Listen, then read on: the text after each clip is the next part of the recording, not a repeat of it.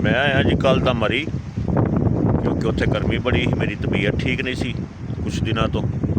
इत्थे आके मौसम देखो कैसा है। 2 मिनट पहलों बारिश पई है, इत्थे कोई चीज़ नज़र नहीं सी आती। तो हुण देखो मौसम ओ सामने मार रोड है, जीपीओ चौक ते इधर ਇਹ ਜਿਹੜੇ ਭਾਰ ਨੇ ਇਹ ਜਨਾਬ ਹੈਗੇ ਨੇ यूपी नत्थिया गली ਦੇ खैबर पख्तूनख्वा वाली साइड ਦੇ।